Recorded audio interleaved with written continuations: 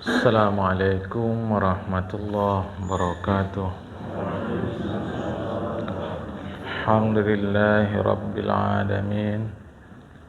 Wassalatu wassalamu ala asyrafil anbiya'i wal mursalin habibina wa maulana Muhammadin wa ala alihi wa sahbihi ajmain.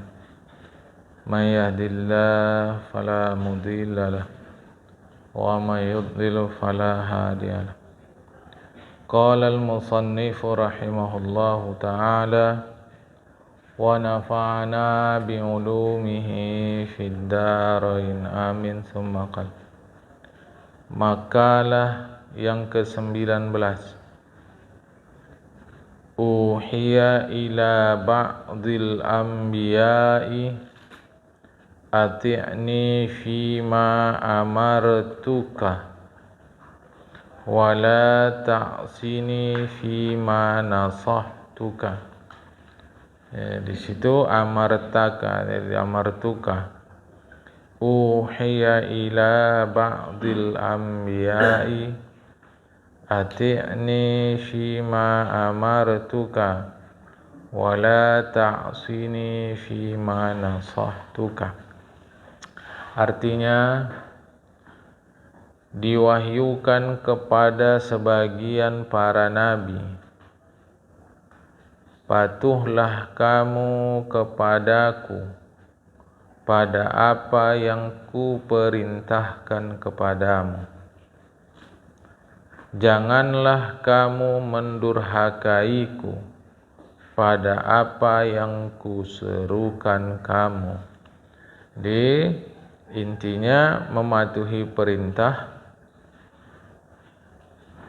dan tidak mendurhakai yang diseru Allah Ta'ala. Maksudnya patuh pada ajakanku kepadamu terhadap segala yang mengandung kebaikan. Ya, apa-apa yang mengandung kebaikan dan itu diajak oleh Allah Ta'ala, patuhi. Macam mana kita tahu itu ajaan Allah? Tentu cara kita yang beragama Islam melalui Al-Quran. Al-Quran tak faham kita bagaimana maksud dia melalui Rasulullah.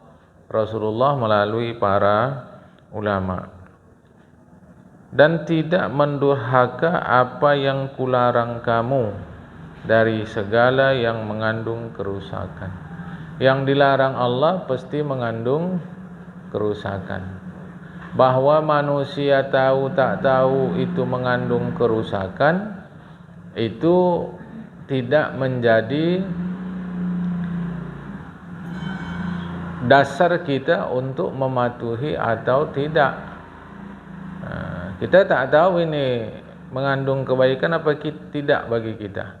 Tetapi agama sendiri suruh, agama sendiri larang. Maka apa yang agama suruh buat, apa yang agama larang jauhi.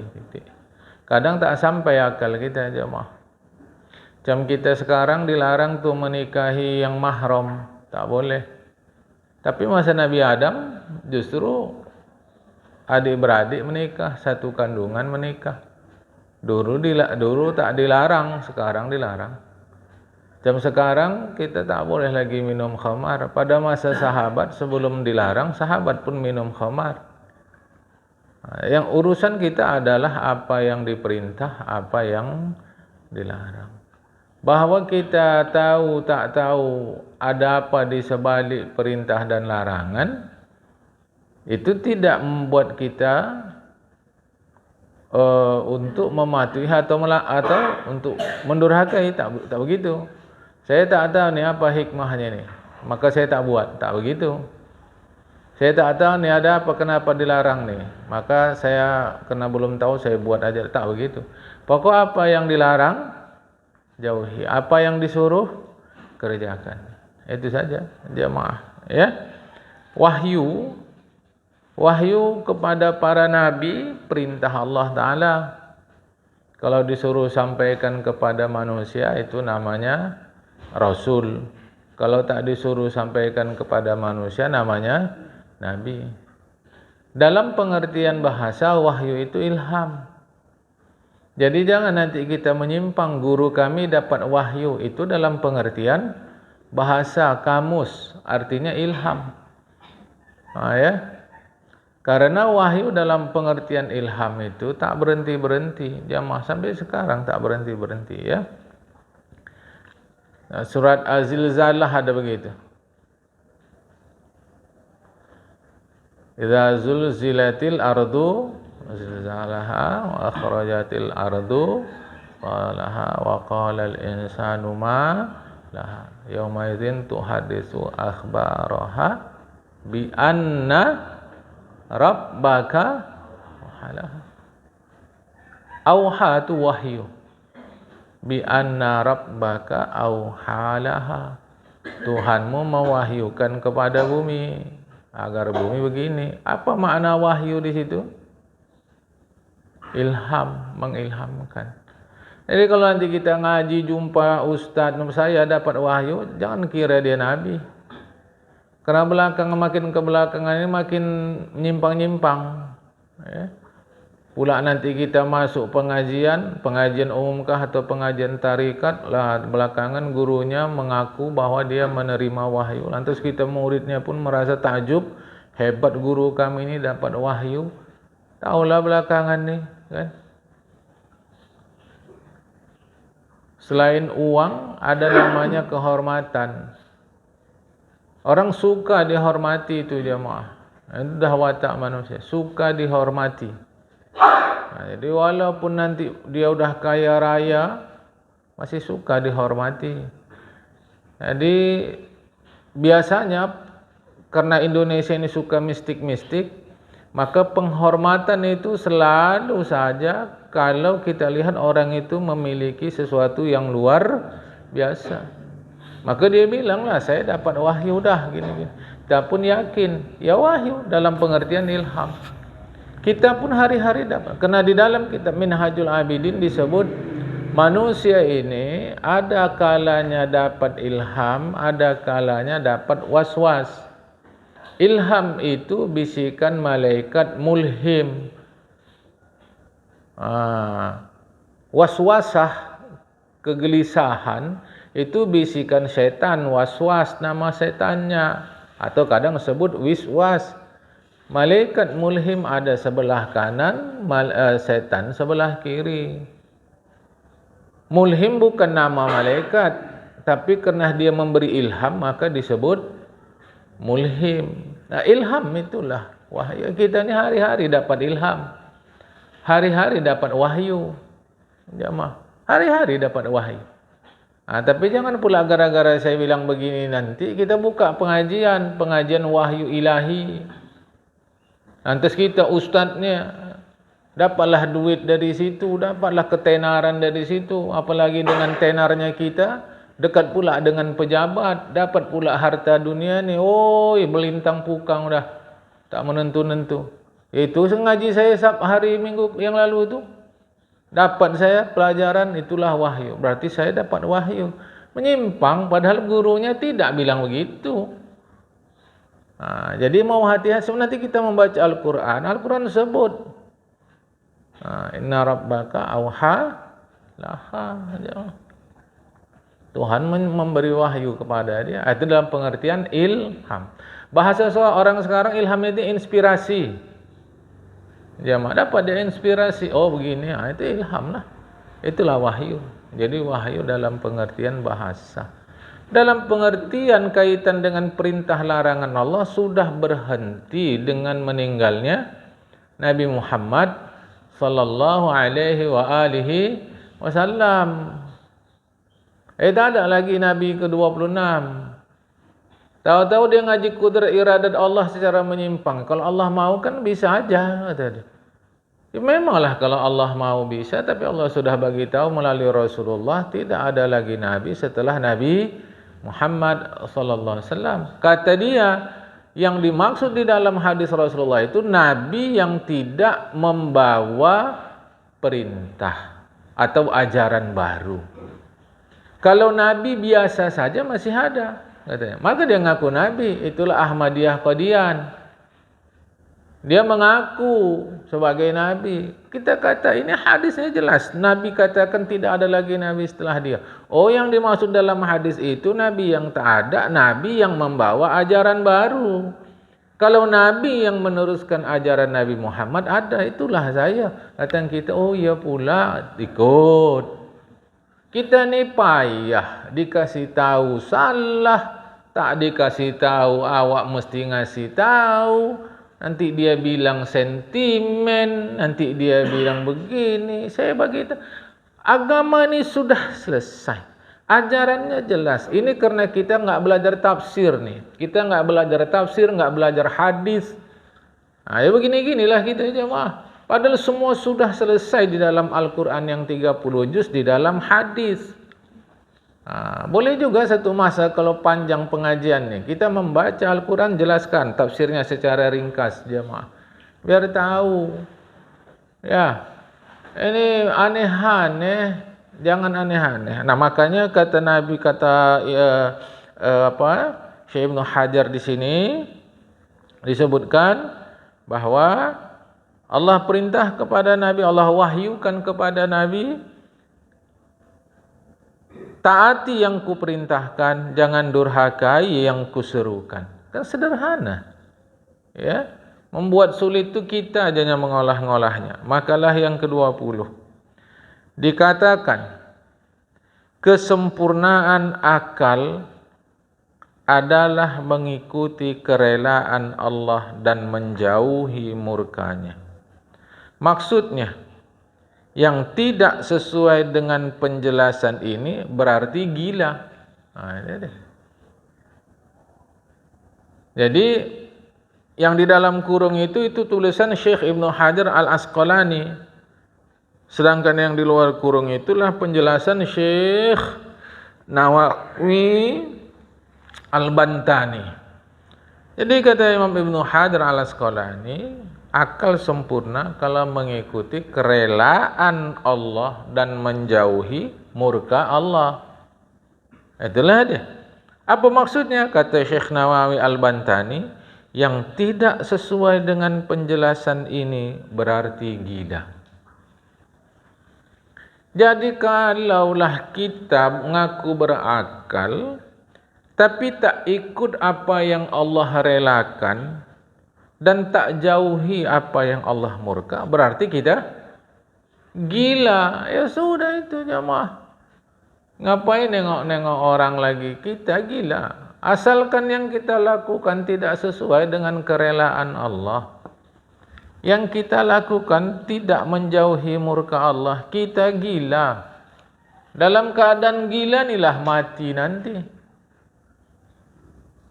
Bilang orang juga karena mati hari Jumat husnul khatimah. Mati itu husnul khatimah bukan karena hari. Nabi Muhammad matinya hari apa? Senin. Abu Bakar doanya itu, ya Allah matikan aku hari yang sama dengan hari matinya kekasihku. Bukan saya kata Jumat mati jelek, tidak. Tapi kita ni terpesona dengan hari. Kalau mati di depan Ka'bah husnul khatimah, Abu Jahal mati di mana? Mati husnul khatimah itu inilah di antaranya. Ketika akal mengikuti kerelaan Allah dan menjauhi murka Allah, itulah dia. Ramai kali yang nyembahyangkan ni husnul khatimah dia. Tuhan kau, sehingga kau tahu dia husnul khatimah.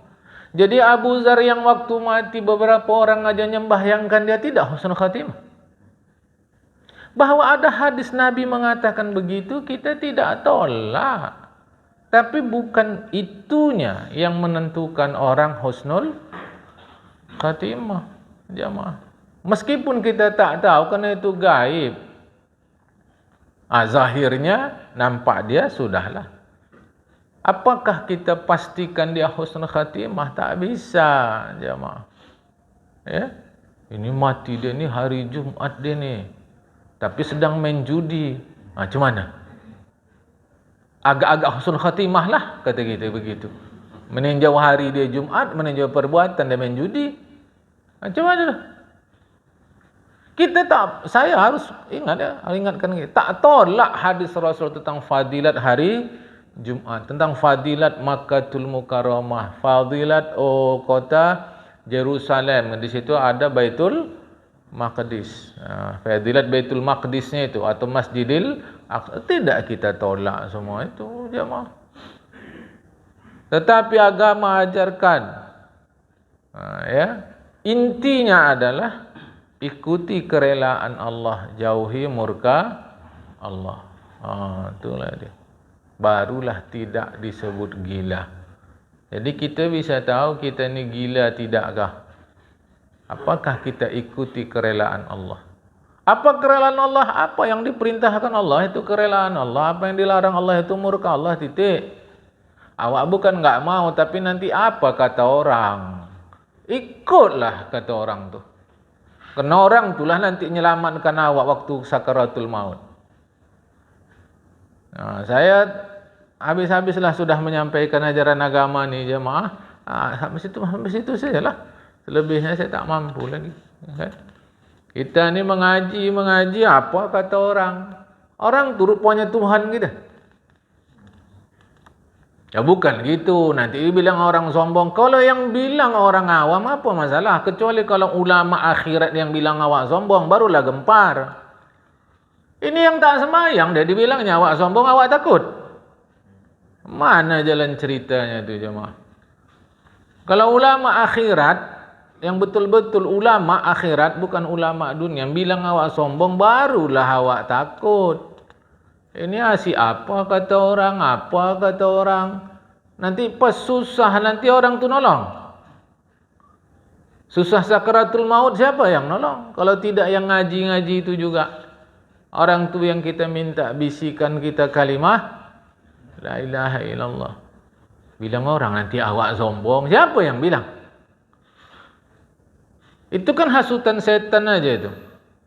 Nanti dijauhi orang, awak. Apa masalah dia? Sedangkan Nabi dijauhi orang, sampai diusir orang dia dari Makkah sana.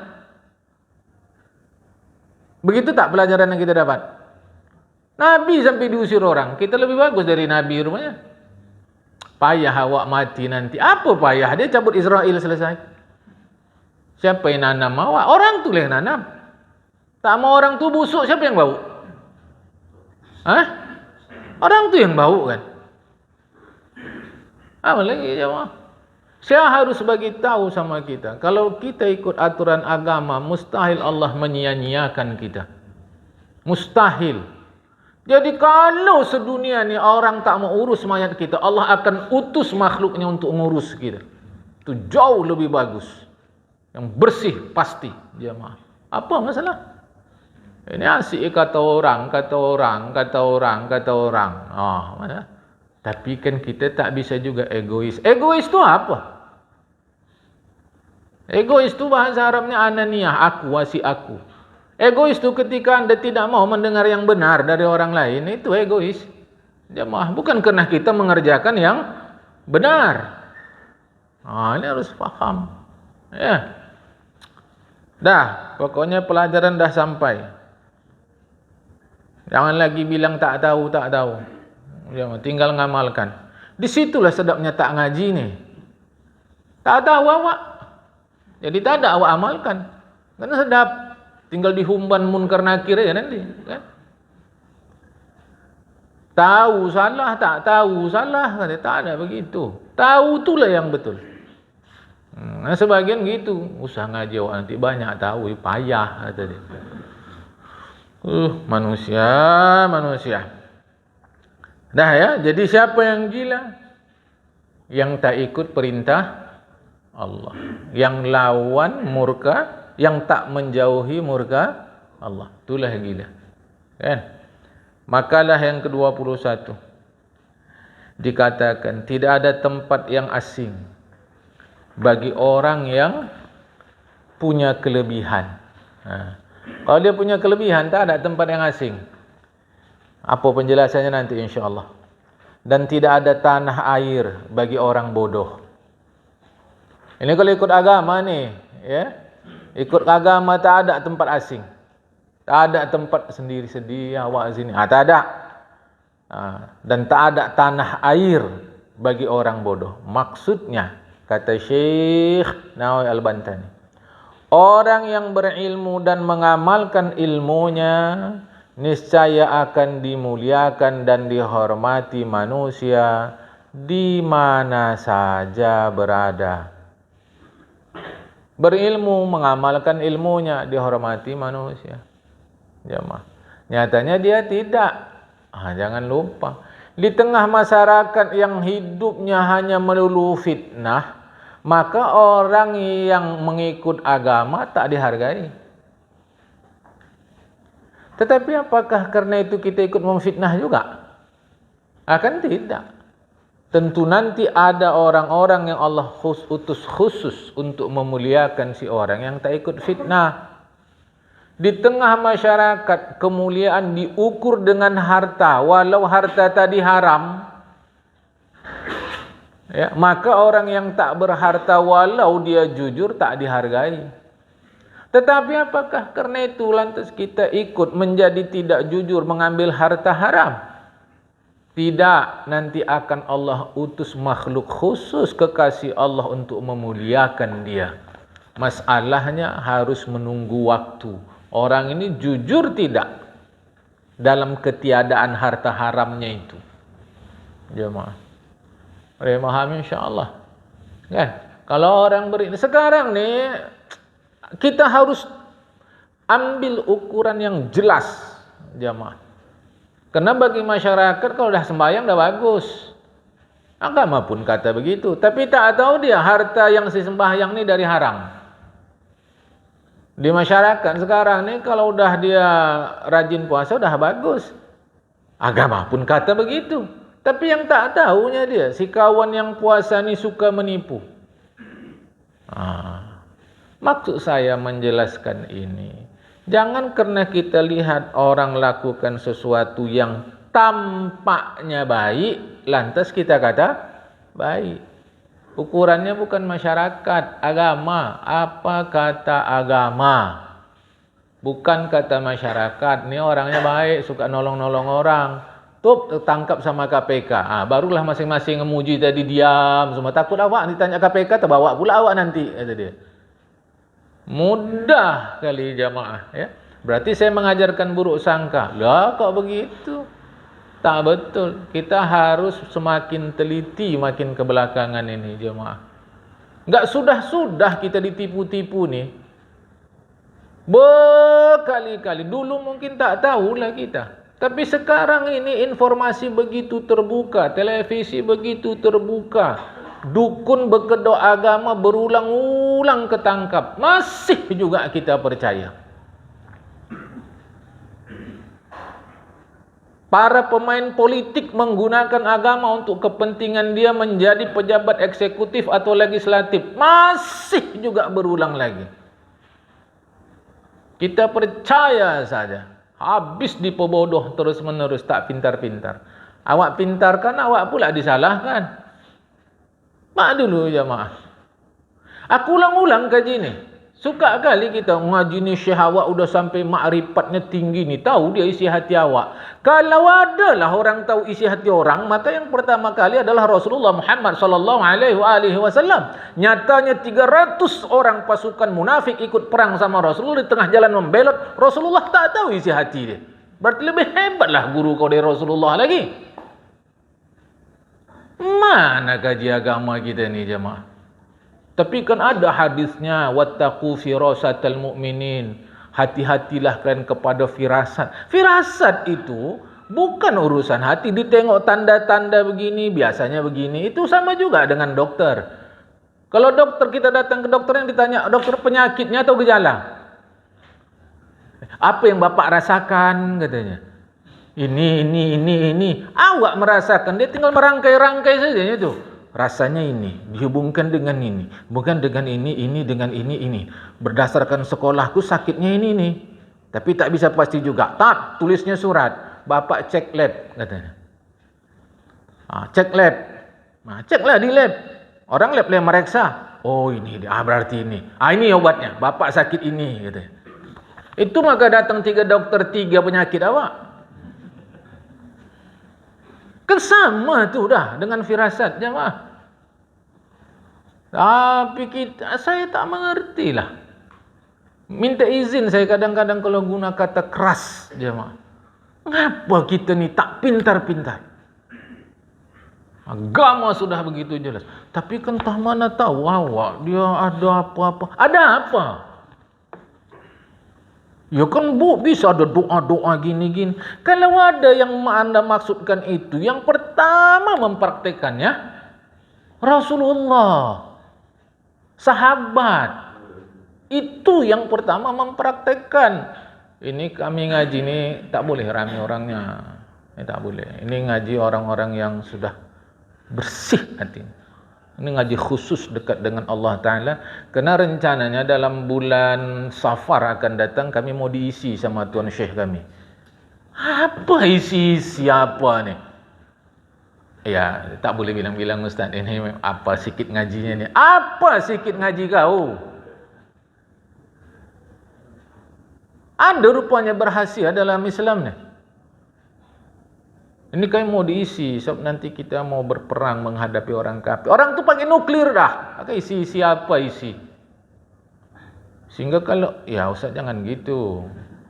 Sebab kalau kita dah diisi sama Tuan Syekh kita yakin tu peluru tak ada kena sama kita.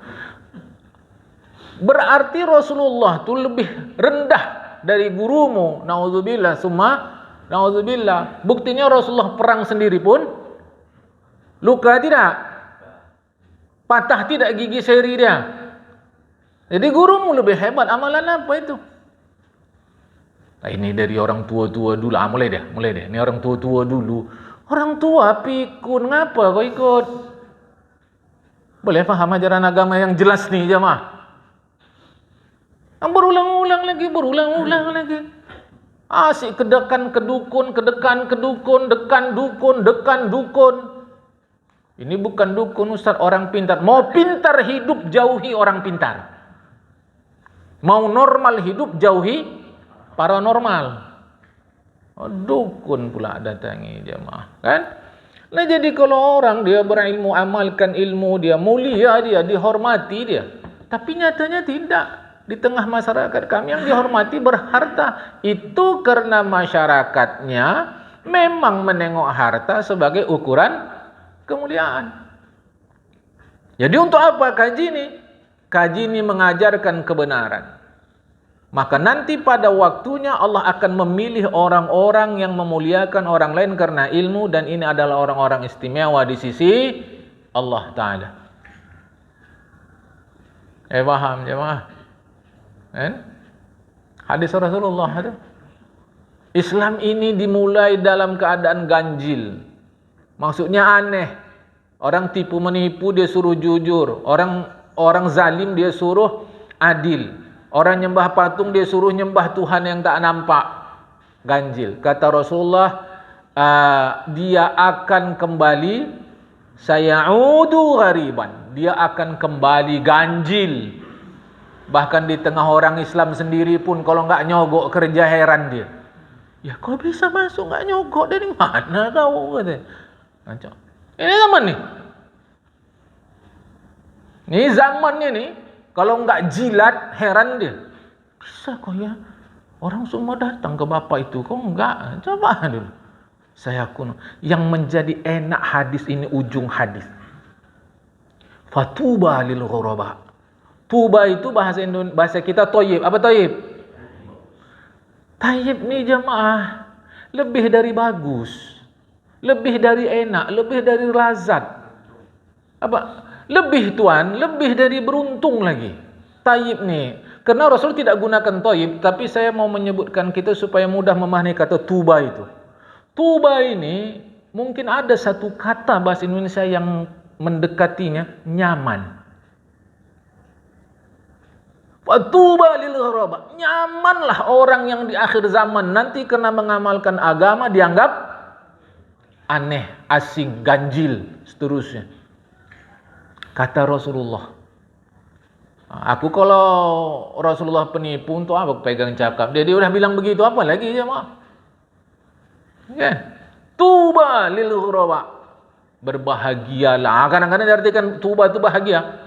Bahagialah orang-orang asing ni. Tapi ni kita tidak. Bahkan anak untuk menjadi koruptor tu sudah dididik sejak TK lagi. Sejak TK dah dididik anak untuk menjadi calon koruptor itu. Macam mana? Orang tuanya dekatin guru TK-nya. Anak awak maunya sama ibu guru yang itulah, Bu, katanya. Nah, SD pun begitu. Orang tuanya dekatin kepala sekolahnya, gurunya, supaya anaknya duduk di depan. Kasihlah duit. Oh, makin itulah. Kesudahan anak-anak sekarang berpaham apa-apa bisa mudah kalau pakai duit. Perkara halal haram nanti itu. Oh, ada jemaah. Dah begitu dah. Tetap ikut apa kata Rasulullah. Ar-rashi wal murtashi finnar. Penyuap dan yang menerima suap di neraka. Tak apa, bisa istighfar itu, banyak sedekah awak nanti. Macam mana lagi ni jemaah? Dah, penyakit orang belakang ni menjilat, menyuap. Mudahanah tu menjilat, haram hukumnya. Menyuap apa lagi? Ini bukan nyuap, Pak, uang terima kasih, uang kasih sayang, uang rokok. Ada rokok sebungkus 100.000, kutanya. Rokok pula. Rokok itu makruh sekurangnya. Haram dia. Itulah untuk itu. Kalau enggak ngasih, tak bisa. Datang ke rumah tu, masih muda-muda lagi. Macam mana ni malam? Awak kalau enggak ngasih, enggak masuk, usah kau masuk. Aku bilang. Dah, kerja apa yang lain? Si muda otak dah rusak lagi. Itulah nanti waktu kahwin minta sakinah, mawaddah, rahmah. Apalah ustaz supaya rumah tangga kami ni aman? Apa doanya? Cukupkan duit, aman itu, aku bilang. Tapi cari yang halal. Orang kalau berilmu, mengamalkan ilmunya, dia akan dimuliakan, dihormati di mana saja berada. Seluruh negeri adalah tanah airnya, sekalipun dia orang asing di situ, sedangkan orang bodoh sebaliknya. Berilmu je mah. Awak tak ada ilmu. Ilmu agama ni tak ada sama awak, tapi awak pandai kutak-katik mesin kereta. Kira-kira hidup enggak ni kalau dicampak ke Papua? Hidup enggak? Hidup. Orang kerja kau menjilat, kerja kau menyogok, mana bisa? Tapi kalau kau punya keterampilan, pergilah macam nasihat orang tua kita dulu. Jadi kau macam tebu. Tanam di mana saja, tebu tadi hidup tak? Hidup. Kurasa nanti awak tanya anak sekarang tebu apa, mungkin tak tahu juga dia. Aku pernah nanya anak sekolah. Jahe tahu? Halia tak tahu? Coba ni. Tak tahu dia halia. Jahe dia tahu. Coba dia. Aku pernah bilang tangan mencincang, bahu memikul. Dikoreksi. Bukan sama anak, sama orang tua tu macam kita. Membelah ustaz. Membelah. Itu ungkapan itu tangan mencincang. Bukan tangan membelah. Coba dia. Luar biasanya jemaah. Berilmu kita. Apa ilmu kita? Tapi amalkan. Tak ada negeri itu negeri asing. Ilmu apa saja? Saya pandai, saya ngecet aja ini. Kalau mau dia berkeringat, hidup tak dia? Hidup. Tapi kan kau tidak. Mau kau pakaian dinas. Untuk itu nyogoklah kau. Jemaah. Sekolah nyogok, kerja nyogok. Habis tu nak ibadah haji pun nyogok. Untuk dapat kursi, nyogok. Baru nanti dibilang haji mabrur. Awak doakanlah, ambil menangis-nangis, ya Allah jadi haji mabrur. Ini kalau cara orang Jawa namanya haji mabur. Orang Jawa sebutnya motor mabur. Motor mabur apa? Pesawat. Kapal terbang, mana ada pesawat? Sok-sok bilang pesawat. Kapal terbang. Sok-sok bilang mobil, motor. Montor lagi malahan. Kan? Motor mabur. Ini haji mabur jenenge. Haji mabur. Nyogok. Coba dulu. Yang lebih parah untuk cium Hajarul Aswad pun nyogok. Otak dah rusak. Jamaah. Rusak otak dah. Kan Nabi keras. Ar-rashi wal murtashi finnar. Langsung Nabi sebut. Penyogok menerima sogok neraka. Lagi jamaah. Ya itu kan kalau nggak terdesak katanya. Kalau terdesak darurat katanya. Jadi kau buat macam zaman Belanda lah negeri ini, SOB, negara dalam keadaan darurat. Oke, jamaah. Jadi orang berilmu mengamalkan ilmunya, niscaya dia dimuliakan, dihormati manusia di mana saja berada.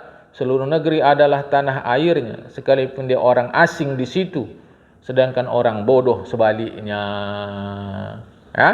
Makalah ke-22. Dikatakan siapa saja yang dekat kepada Allah Ta'ala dalam kepatuhan, niscaya dia jauh dari manusia. Apa maksudnya nih?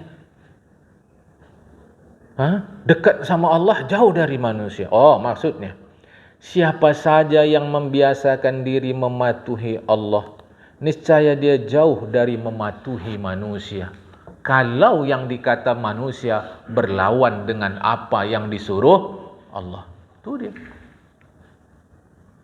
Kalau zikir nangis-nangis, tapi pelitnya luar biasa. Mana nih? Kalau tahajud, Allah, insyaallah, Allah. Tapi berdangkiknya luar biasa. Nangis apa kau nih? Orang yang dekat dengan Allah dalam pengertian mematuhi perintah Allah, jauh dia dari manusia dalam pengertian tidak mengikuti cakap manusia. Kalau cakap manusia itu berlawanan dengan apa yang diperintah Allah. Itu dia jemaah. Jadi saya sengaja bilang ini karena makin ke belakang makin mudah kali kita bilang ini alim kali orangnya nih. Ini orangnya soleh kali, baik kali. Apa ukurannya? Kalau sekedar penampilan macamku ini disebut baik, soleh, mudah kali lah itu. Pergilah pasar ikan sana, beli pakaian menunjukkan orang soleh, maka keluar hadis Rasulullah, Inna Allah la yanzuru ila suwarikum walakin yanzuru ma fi qulubikum, kama qala Rasulullah. Allah tidak tengok apa penampilan kalian, yang Allah tengok isi hati kalian. Tapi jangan salah pula. Jangan salah faham hadis ni. Tak usah sembahyang tak apa-apa, yang penting hati awak baik. Orang menyalah pula tu. Hadis ini menjelaskan kepada kita bahawa penilaian ibadah tergantung pada kebersihan, kejujuran, kebeningan, kebaikan hati. Jemaah. Mudah kali kita ni. Itu baik kali tu orangnya tu. Rajin kali dia sembahyang. Tapi kata awak, tapi dia koruptor. Itu urusan dia sama Allah, tak boleh kita tu. Yang kita tengok soleh dia. Nyalah kalau begini ni. Jemaah. Kita bukan urus peribadi kita, tapi ukuran harus jelas. Maka memang makin kebelakangan, makin sulit kita untuk tahu siapa baik, siapa buruk. Bahkan kadang kita pun menganggap diri kita sudah baik, padahal sesungguhnya kita masih buruk. Kenapa? Kita kehilangan ukuran. Kalau dalam bahasa Arab namanya mizan. Mizan itulah yang mau kita kaji, jemaah. Ukuran tu timbangan, mizan tu timbangan. Jadi orang yang dekat dengan Allah pasti jauh dari manusia. Dalam pengertian, orang yang dalam hidupnya menjadikan agama sebagai ukuran kebenaran, dia tak akan ikut cakap manusia kalau berlawanan dengan kebenaran itu. Jemaah. Boleh faham insya-Allah? Nah, ya, yang ke-23. Dikatakan gerakan mengerjakan taat menunjukkan makrifat. Makrifat kenal, enggak usah aneh-aneh ngajinya. Nanti makrifat tu maksudnya pula diam, termenung tepi laut, Itu bukan makrifat tu. Kalau dah makrifat ni kata dia nampak semua ni kata. Jadi sekarang tak nampak semua ni. Menyalah-nyalah kaji ya. Dikatakan gerakan mengerjakan taat menunjukkan makrifat, kenal kepada Allah. Sebagaimana gerak tubuh menunjukkan masih hidup. Kalau orang hidup tu bergerak, Selama masih hidup dia pasti bergerak. Mungkin sekadar dia sehat lah, sekadar dia hidup. Kalau dia sakit mungkin bisa kaki tak bergerak, tangan tak bergerak. Tapi selama masih hidup masih ada gerak. Sekecil apapun gerak itu. Nah, orang yang kenal dengan Allah pasti ada gerakan taat dia. Serendah apapun ia kenal dengan Allah, maka mesti ada gerakan taat dia. Maksudnya, kepatuhan seseorang kepada Allah Ta'ala adalah tanda dia mengenal Allah Ta'ala. Apabila banyak taatnya, kuatlah makrifatnya, artinya kenal. Apabila sedikit taatnya, maka sedikit pula lah kenalnya. Sebab yang zahir adalah cerminan yang batin. Seumumnya, zahir adalah cerminan batin. Seumumnya.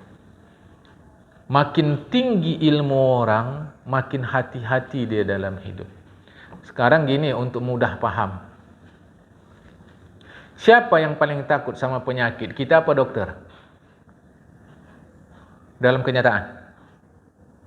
Ya. Kita apa dokter? Kita. Kalau gitu nggak berani rumah kotor. Kalau betul kita takut sama penyakit, kita jagalah betul kebersihan dia. Nyatanya apa? Segala makanan racun kita makan tak? Makanan yang beredar ini racun tak banyaknya? Kita makan tak? Menunjukkan kita berani sama penyakit kan? Mengapa kita berani sama penyakit? Karena kurang ilmu kita terhadap penyakit. Dokter itu hati-hati dia. Ini makan ini. Kenapa? Tahu dia. Makin tinggi ilmu dia, makin hati-hati dia dalam hidup. Makin kenal dia dengan Allah Ta'ala, makin banyak ibadahnya sama Allah. Siapa yang takut su'ul khatimah? Kita atau ulama? Kita takut su'ul khatimah. Kalau takut su'ul khatimah, ngapa juga ghibah rajin? Kalau betul kita takut su'ul khatimah, ngapa kita malas sembahyang? Coba tanya hati masing-masing. Kita ni lebih gembira mana? Sembahyang subuh atau dapat duit 10 juta? Usah jawab. Gembira mana? Itu tanda kita tu takut su'ul khatimah. Biarlah su'ul khatimah, yang penting tanah tu laku.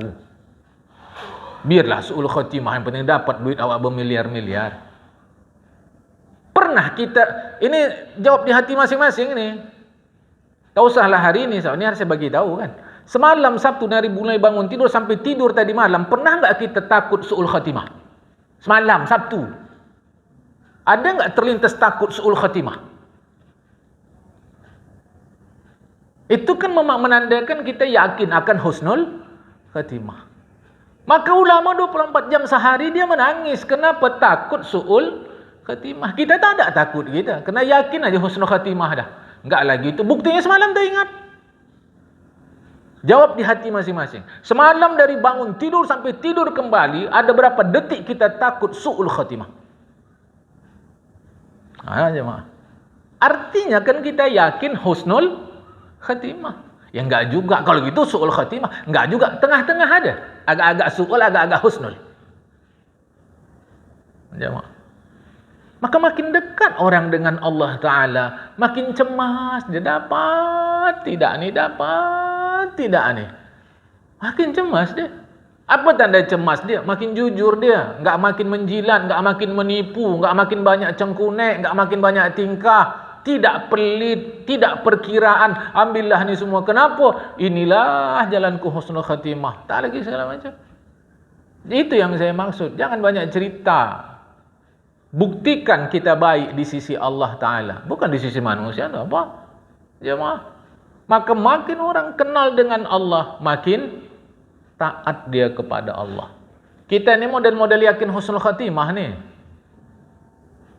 Kalau yakin kita su'ul khatimah, atau kalau takut, kita benar takut akan su'ul khatimah, nampak dalam hidup.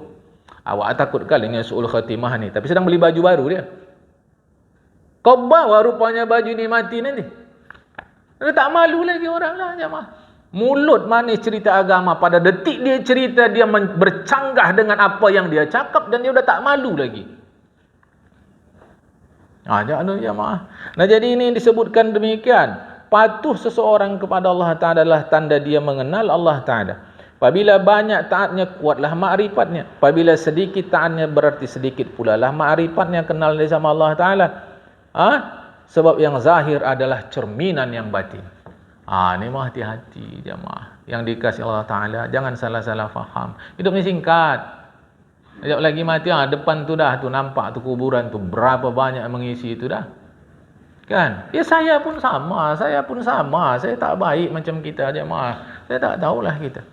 Ya, kita sama. Kita memperbaiki terus, perbaiki terus. Kalau awak bukan apa Ustaz? Kalau sedekah ni dah tiap hari, untuk apa kau cerita sama aku? Bukan aku Tuhan kau. Kalau awak telisik pun nanti sedekah dia, tak pantas pun. Dari kekayaan dia kita nampak, tak pantas. Boleh faham ni? Dah.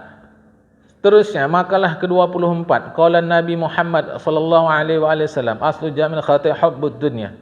Kata Rasul, pangkal segala kesalahan adalah mencintai kehidupan dunia. Apa itu? Yaitu segala sesuatu yang melebihi keperluan. Itulah pangkal segala kejahatan. Pangkal segala kejahatan apabila sesuatu itu melebihi keperluan. Jemaah. Itulah pangkal dia.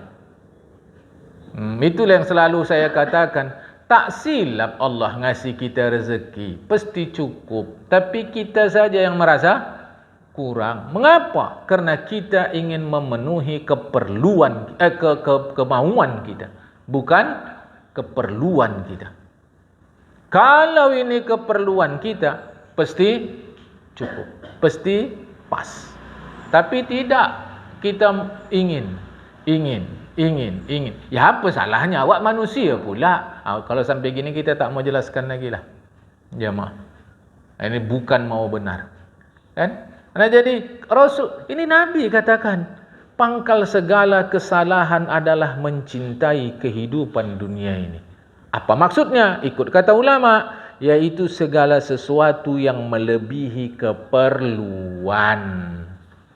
Itulah pangkal segala kesalahan. Melebihi keperluan. Nah, pahala itu tak ada lebih. Tak ada lebih. Sini aja cukuplah pahala, awak salah. Pahala tak ada kurang-kurangnya. Maka manfaatkan sehebat-hebatnya hidup di dunia ini, mengambil pahala sebanyak-banyaknya. Itu tak ada cukup-cukupnya aja mau. Oke. Ini dalam benda yang tak menghasilkan pahala, kurang aja, rasa kurang. Udah bagus, alhamdulillah punya kereta ya bang. Ya udah tahun lama nih Ustaz, lah mau ganti, belum ada lagi duit dia. Susah nih, lucu kali. Kapan terakhir kali baca Quran? Itulah pas nikah. Itu pun dari duha hatam. Berapa itu? 20 tahun yang lalu. Kan ngeri nih cerita nih jemaah. Kalau ada orang nanti menghina Quran, kau marah, udah betul. Tapi ngapa awak tak baca Quran? Jemaah. Coba dulu. Jadi pangkal salah sebab orang cinta dunia. Apa yang dimaksud cinta dunia? Ambil yang lebih dari perlu. Ini saya ambil banyak-banyak dunia ini untuk hasilkan pahala. Apakah ini dunia? Oh tidak. Karena pahala tak pernah dia cukup. Dia tak pernah cukup. Kita balik. Dunia ini mestinya secukupnya saja, seperlunya saja. Untuk akhirat ambil sebanyak-banyak pahala. Ini kita balik. Untuk akhirat ini aja pun dah lumayan dah. Tapi untuk dunia tak pernah rasa puas. Ambil terus. Jemaah. Selebar-lebar, seluas-luas tanah yang dimiliki orang di dunia ini, akhirnya untuk dia tanah berapa lebar? Tanah dia apa tanah orang? Coba adil. Awak waktu hidup memiliki tanah berhektar-hektar, akhirnya ditanam di tanah orang. Enggak malu? Adil. Berapa puluh sudah mobilmu di rumah dari tahun-tahun zaman sebelum perang dulu sampai sekarang kau punya. Akhirnya waktu kau diantar pakai apa? Agak keren sikit ambulan lah. Kau punya? Tak juga. Keranda itu jemaah. Coba dulu. Untuk apa?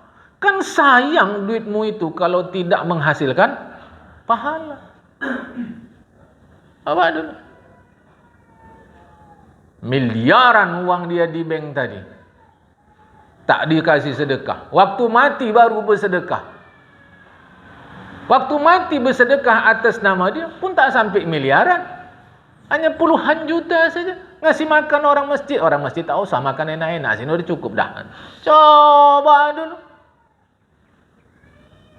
Betul yang Ustaz bilang tu. Jangan tengok orang. Aku tak suka kali kalau ngaji ni untuk mengukur orang. Mengukur diri masing-masing. Cocok kaji Ustaz ni. Nggak ada kaji cocok-cocok. Kaji itu dia benar, bukan perkara cocok. Kita amalkan, kita ketahui, kita amalkan. Perbaiki diri sendiri, jangan ukur orang, jangan tengok orang. Bahwa kita pernah jatuh, bangkit lagi. Pernah jatuh, bangkit lagi. Jatuh, bangkit lagi. Mudah-mudahan matinya pas bangkit. Boleh faham insyaAllah jemaah? Kata Rasulullah, ini kalau mau ikut cakap Rasul. Karena hari-hari cakapnya cinta Rasul. Cinta Rasul. Ini kata Rasul. Bahagian yang ini payah kali. Usahlah cinta Rasul dulu. Kata dia. Kan? Wasu jamil fitani man'ul ushri wa zakat. Pangkal seluruh musibah, kata Rasulullah, adalah tidak mengeluarkan 1/10 harta dan zakat. Apa maksudnya nih? Yaitu 1/10 tanaman dan buah-buahan. Sedangkan pengertian zakat mencakup yang 1/10 itu dan zakat harta dan hewan dan badan. Zakat badan, zakat fitrah. Pangkal seluruh musibah ketika orang tidak mengeluarkan zakat. Kita ambil intinya. Pangkal seluruh musibah ketika orang tidak mengeluarkan hak orang lain. Sebab nanti ini bisa masuk ke fikih nih, secara zakat, secara fikih zakat. Tapi tidak itu kita fokus. Fokus kita adalah hak orang lain. Karena zakat hak orang. Pangkal musibah ketika kita tidak mengeluarkan hak orang lain yang ada pada harta kita. Atau ada hak orang, yang kerja aku, yang capek aku, mas ada hak orang situ. Baik. Kita tak pakai agama berikut mengajinya. Pakai akal saja. Kau bekerja pakai apa? Pakai tenaga. Badan ikut. Badan kau pakai pakaian ikut. Siapa yang buat pakaian? Dah bukan kau. Ya uang aku. Baik. Uang kau. Oke. Kau makan pakai apa? Pakai beras, pakai nasi. Siapa yang buat? Atau siapa yang hasilkan? Petani. Dah saham orang. Uang yang kau hasilkan itu hasil dari pabrik. Uang itu dicetak di pabrik. Kau yang kerja. Pabrik itu asalnya bahan kertas pinus kau yang nanam. Masih enggak malu lagi bilang ini hasil usahaku sendiri. Tak malu bilang begitu. Kau bisa pergi ke pabrik sana kena kau naik mobilmu. Mobilmu itu kau yang buat. Tidak, tapi kan hasil aku beli dia. Kau beli dia. Macam mana boleh kau beli kalau benda itu tak ada? Sesederhananya jemaah. Saya ingin katakan bagi kita. Sederhana, lebih sederhana dari itu. Kita tak bisa bilang aku tanpa ada kau. Tanpa ada orang di depan kita, bisa kita bilang aku? Aku. Sama siapa kau bilang nih? Kata-kata aku sebab ada kau. Artinya apa? Ada hak orang dalam kehidupan kita. Kita tak bisa berdiri sendiri. Sama sekali. Kalaupun ada pelajaran dari guru-guru kita, kita harus mandiri. Itu sesungguhnya semangat. Mengajarkan semangat. Agar kita betul-betul berusaha. Itu jamaah. Tak bisa kita lepas dari orang. Hatta Rasulullah Muhammad sallallahu alaihi wasallam pun tak bisa beliau berdiri sendiri. Dia menjadi rasul. Siapa umatnya kalau tak ada? Sama siapa beliau dakwah? Jamaah. Okey, kata kita, tak ada umatnya tak apa, sama binatang. Kalau tak ada binatang, apa makna? Kita tetap perlu kepada orang lain. Atas itu ada hak orang pada kita. Pada jiwa kita, pada fikiran kita, pada harta kita, pada tenaga kita, pada badan kita, pada apapun yang Allah berikan kepada kita, di dalamnya ada hak orang lain. Maka pangkal segala musibah ketika orang tidak memenuhi hak orang lain. Jemaah. Maka kacau ni. Hidup ni mau dong di sendiri aja. Yang lebih parah lagi dari itu. Usah ingat-ingatkan orang, nanti payah tuh, urus saja diri sendiri gitu. Ada gitu tak? Dalam hidup sekarang nih. Urus sendiri, biarin aja cuma. Anak dia enggak sembahyang, udah biarin aja. Bisa begitu sekarang ya, ngeri memang. Entah dari mana pelajarannya, tak ada apa-apa. Kan? Meskipun dalam berdakwah itu tidaklah mudah. Mana pula bisa kita bilang-bilang begitu saja. Tapi tetap ada tanggung jawab. Makalah ke-25 dikatakan, mengakui lemah dalam mematuhi Allah selamanya adalah sikap terpuji. Dan pengakuan itu tanda ibadahnya diterima. Orang kalau mengaku alah sebetulnya sembahyang ni, puasa, zakat, haji, sedekah, semua ni tak sanggupnya awak lakukan. Ini tanda lemah. Lemah ni ya, mengakui diri lemah dalam mematuhi Allah, itu sikap terpuji dan pengakuan itu menunjukkan tanda diterima. Macam mana maksud?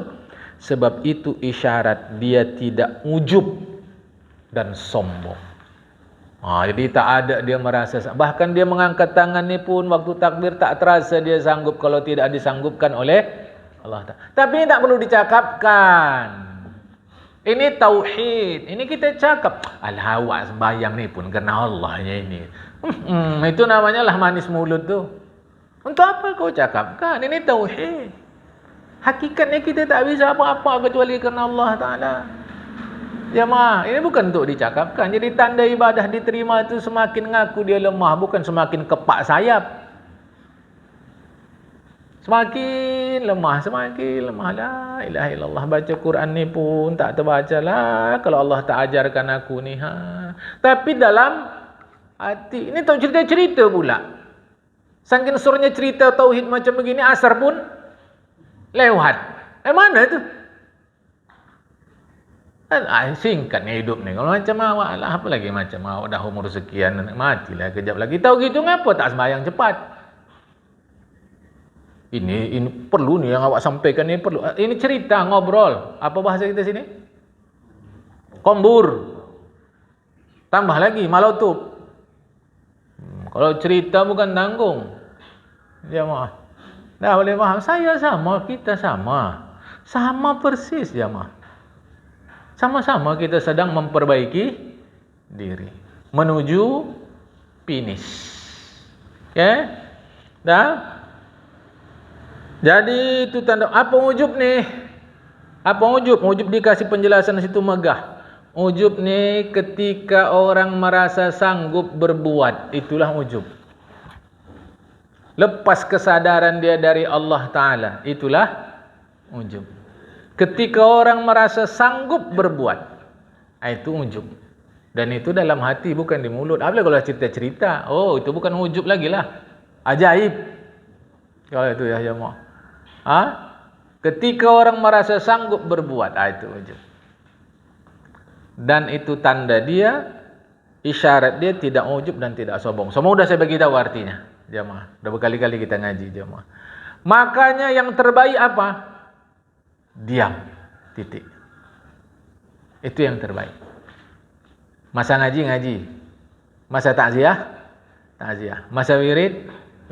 Masa nanti pula perlu, katalah cara kita pergi undangan, nantilah dulu ya, apakah ini benar secara syariat atau tidak, nanti dululah. Yang penting mau pergi undangan. Mau pergi sembahyang. Udah, usah pala cerita-cerita. Diam-diam saja sudah jemaah, insyaallah Allah Ta'ala catatkan dengan baik.